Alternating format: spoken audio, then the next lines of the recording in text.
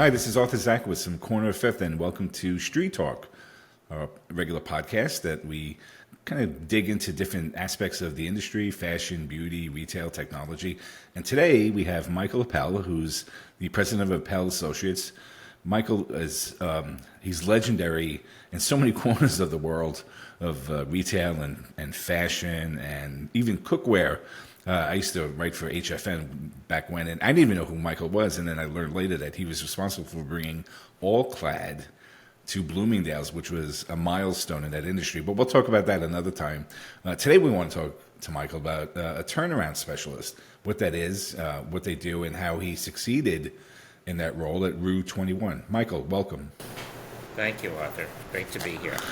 So what is a turnaround specialist? I guess. Well, a turnaround specialist is if you look at the word turnaround, a turnaround specialist is somebody who really is tasked with going into a company and that's usually stressed or underperforming or really on the edge of bankruptcy and stopping the bleeding and turning it around financially and strategically at times. So that's pretty much what it's it. I mean, I think most people associate turnaround specialists with with restructuring and bankruptcies, but it can also be with companies that are having difficulties operating but are still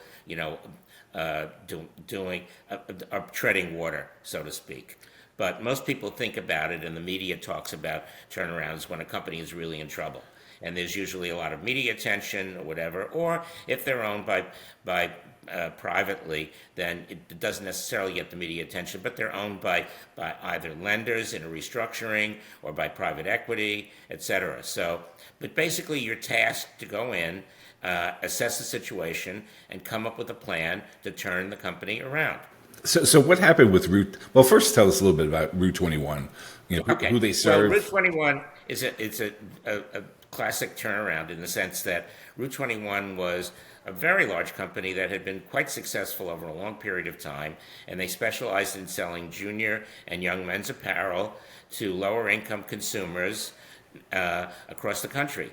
And they had, at the time of the restructuring, when I got initially involved, they had 1,250 stores. So I call it it's the largest retail company that nobody ever heard of. Okay, because most of the stores were in small towns and cities, and so and they served a population that teenagers really who didn't have a lot of money but were interested in fashion, and the company overexpanded, and they also had fashion misses, which in the junior and young men's market can be catastrophic because teenagers, as you know, are can change their mind in a nanosecond. So if you're missing, if you miss, that could be a big problem. And the company was also over leveraged. They had too much debt on the books, and they had a lot of bonds outstanding. And so, and in that situation, they hired restructuring counsel and financial advisors and a whole series of professionals to help them turn it around. And I got involved because one of the people that was a former client of mine from years ago was interested in investing in the debt of the company.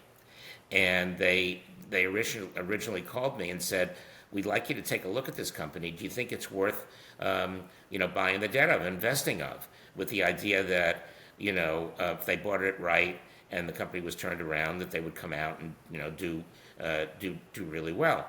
And I looked at the company, and I didn't know much about it. I looked at it quite objectively, and I said, "Gee, this is a great business concept." And it was a large company too, and they had scale. And to some degree, it's easier to turn a company around that's bigger because you have more resources to deal with. Just a point of clarification in case people tuning in and don't know. When you invest in debt with a retailer, it's very appealing because a retailer tends to generate a lot of cash, right? That's true. Okay, except when things go wrong. All right, the spigot gets turned off. But the issue the issue too is that the bigger you are, the more opportunity there is for you to cut out costs and return the business to at least to break even in that regard. So what was the first thing you did? So you get there like. Well, it was a process. Okay, for me it was a process because what first happened was that my client was interested in buying the debt, so he decided to buy the debt, and then he introduced me to the other the other lenders who were going to end up in this restructuring owning the company, and so I advised them while they were going through a bankruptcy process. So I got involved when they started buying the debt, and then they went through a very quick, like a 90-day Chapter 11, and when they emerged, there were new owners because the lenders became the owners, and so as a result of that, they were going to have to have a new board, and they asked me to become the chairman of the board of directors. We had an interim CEO that was in place, and what the lenders wanted was they wanted to constitute a new board, and the new board's task was to really decide on who the CEO going forward was going to be, which is the board's most important task is choosing the CEO. And so I came in as chairman, and I had to go out to Pittsburgh and tell the interim CEO that we were going to do a search with the new board, and we knew there was a risk involved with this. And sure enough, she said, "I'm leaving, and in 30 days, and that's it." And we tried to convince her to stay, but she wasn't interested, and I was the backup. There was always the idea that I could run the company if she left. So there I was, all of a sudden, running this company In Pittsburgh. Pretty big company, which even after the restructuring and closing a lot of stores, we still had 750 stores, which is a very large fleet for any retailer in the United States. And so it was a big, it was a large company, and there were a lot of issues, and basically, when you're doing a turnaround, what you have to do is you have to assess the situation, come up with a game plan quickly, because time is of the essence. And we had complicated issues because, number one, the factor community, the factors who are the people that lend to vendors who sell to the retailers, had been burned for tens of millions of dollars. And so they were very angry at the company. But of course, that was the old company, not the new company. But still, that didn't make any difference because factors are not supposed to lose a penny, right? All right, because they're supposed to assess risk, and they really got caught off guard. So they were very, very angry and did not have much appetite to support the company. What year was this? When was this? This was in 2000. I'm just trying to think. 2017. So okay? It was so. Restructuring was in 2017. So before the right? before the pandemic. It was before the pandemic. And then when she left, where were you in the retail calendar cycle when she left? Oh well, she left in when I got there in September. So right September, as you're heading into holiday. October, right? We were already bought. Obviously you have to buy in advance, and the company was mostly private label with their own labels. So we weren't really buying very much from the market. However, the merchandise was sourced from the market and then labeled with our goods. We didn't do that much, very little product development per se. So we were dealing with a tough situation because the factors wouldn't approve, but we had enough cash at least to run the business. So in any event, so you have to assess the situation quickly, and then you have to figure out, well, okay, what's the strategy going forward for the business, okay? And the first thing I did, which is the first thing I do in any sort of my turnaround playbook, is if you're running a retail company, you need to understand your customer. And your customer is not just one monolithic customer. Right. There are customer segments. And the first thing I do is say, well, okay, let me take a look at the customer research so I can understand the customer. And so we didn't have any research. So the first thing I did was to commission a very large consumer research segmentation study to understand who the customers were, how they were behaving, all right, and how we should attack the turnaround and the strategy behind that. So while we were doing this, and in a turnaround, the other thing you have to understand is that it's not a linear process. You can't do this and then do that. You have to do the segmentation research, assess your organization, operate the business, and make sure you have enough liquidity to operate the business. So while we were doing that, I was assessing the staff and then looking at the performance of the company. And what had happened is that the previous interim CEO had fired the IT, the person who ran IT, fired the person who was running planning and allocation, and at the same time, the business wasn't performing. And so the merchant, there was some question about whether the merchant and the marketing people were up to snuff. So I had all of these issues to contend with. And it's kind of typical. And at the same time, the factors weren't approving orders, and we had very little credit from them. So we had to make sure that we could, keep the company in business. And there was a lot of negativity in the media saying that we were going to go bankrupt again, right after we came out. And in that year, in 2017, quite a few retailers went through Chapter 11. And like a year later, of the big ones, we were the only ones that survived. They went into what they call Chapter 22, which is Chapter 11 times the second time. Twice. So we were dealing with a lot of stress, and we also had a term loan with a variety of people who had either invested in the company early on or were new or buying the debt. And they were not easy to deal with either. And you have to contend with all these people, right? You have all these different, cohorts that you have to satisfy while you're running the business. Okay, so you have to enjoy the stress as well as the challenge, and you have a new board that just came on board. So I'm reporting to I was the chairman as well as the CEO. That was one thing that was kind of fortunate in a way. So I also had to run the board, but report to the board at the same time and keep them apprised of what was going on and making sure that we were all on the same page, that we were aligned on what the turnaround plan was going to be. So the first thing I did actually was I had to fill these two huge positions, which was IT as well as planning and allocation, which are all critical to a large retail operation. And fortunately, the executive who had run planning and allocation had left because the company was sort of technology phobic, but he wanted to come back to Pittsburgh where he lived. So like a week after I got there, I interviewed the guy, and that's Mark Crystal.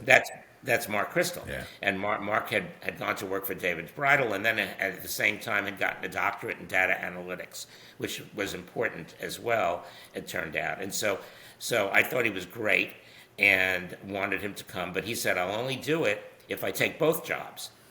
And, you have to make an assessment, right? Does the person have the skill set to do it? Also, quite frankly, I was getting two for the price of one, right? I was saving some money at the same time, and this was motivational for him. And luckily for us, he knew the business, okay? He knew the business really well.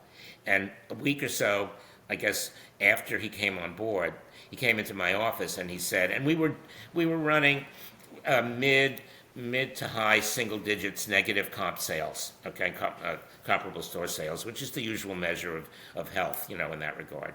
And it was supposed to be the original the merchant who was there has saying that we were going to, under her watch, going to have double-digit increases. So we were really, it was bad, but it wasn't catastrophic. He comes into my office and says, starting on Black Friday, all right, business is going to be down at least 30%, which would be the death knell of any retailer, especially during the Christmas season where you make all your money. And fortunately, he came on board. Fortunately, I listened to him. And as a result of that fact, we said, okay, we have to run the business for cash. We're not there to maximize sales. We're there to survive, okay? And that's what we did. And we also canceled a lot of forward orders because the stuff that was particularly in the girls' business was absolutely wrong. So you had to navigate through that, and that meant that we had to get from September to July, when back to school merchandise came in, which is a huge season for us, and survive. Okay, so you have to keep all these things going at the same time. It's like a juggler, right? All the different balls in the air. But, if you've done it before and you have a clear vision as to what you want to do, then it's doable. And that's what we had to do. So basically, we had the research, we understood, we figured out that there were certain segments that really only came to us because we had so many markdowns on the floor because we were buying wrong, and then others who weren't really interested in fashion. And basically, our mission as a junior young men's retailer was to provide these teenagers with great fashion at really sharp prices.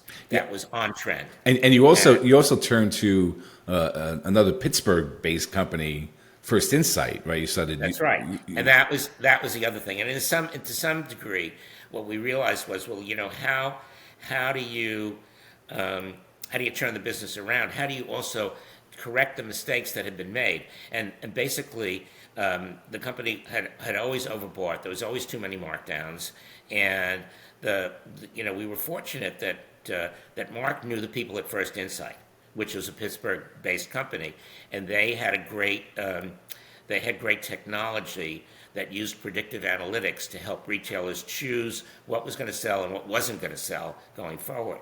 And that was really important for us because it enabled us to really be much more targeted in what we were going to buy based on the data, okay? Based on consumer panels of our customers who had a history of picking the right stuff. So, we were able to, and the buyers, of course, they didn't like that because they always think that, that they have they understand what's going to sell. But in reality, when we did a look back, we found out that they weren't very good at that. They were good at product, et cetera, but not necessarily very good about picking the winners and the amount of the winners and the price points, et cetera. So, and we had to convince the merchandising staff to go along with this. And we brought back one of the merchants to be like a bridge between First Insight and the merchandising organization to get them to adopt that. And that was one of a number of different technology fixes that we put into the business, with the idea that, if you buy the right stuff in the right quantities, you're not going to have, you're going to do more business, and you're going to have less markdowns, and you're going to have more profitability. And at the same, so we were doing all of these things. And also, I had decided pretty early on that neither the chief merchant nor the marketing person was going to work. And of course, unfortunately, the predictions about how the business was going to be turning out with the merchandise we had was correct. And so we started really, we were down like 30% through Christmas, and but we were prepared for that. But under those circumstances, really the merchant had to go, and the chief marketing person who decided to go home for Christmas like a week, like 5 days before Christmas, when we were changing our emails every 15 minutes, they were not the right people going forward. So we had to make those changes, and we had to find people. But I couldn't do it until after Christmas, so we had to prepare for that, and we had to find people who could step into those seats at the same time and keep the business going and worry about liquidity, et cetera. And I knew that we were going to have to raise more money. So we just have a few minutes left. So if you could like fast forward a little bit, I know. So this is about 2019. What you were there until? It's by 2018.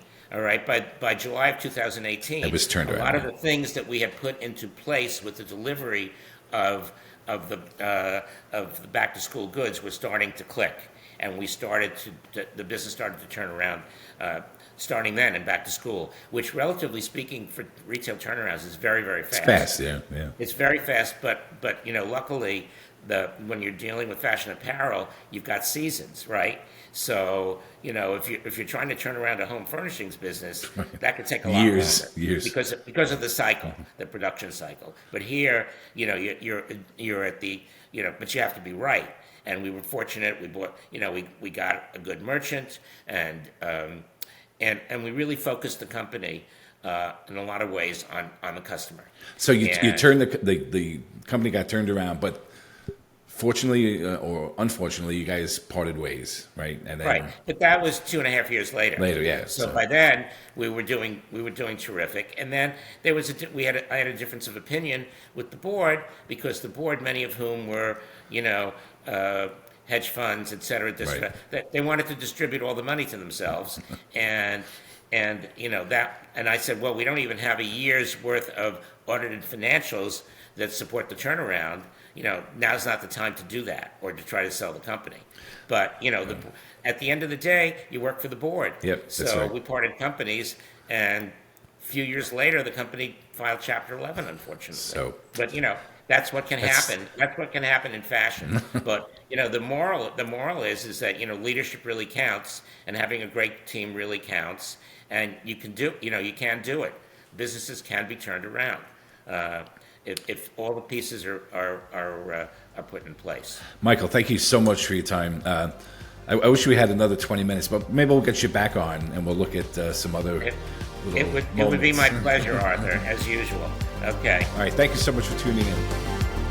Thanks.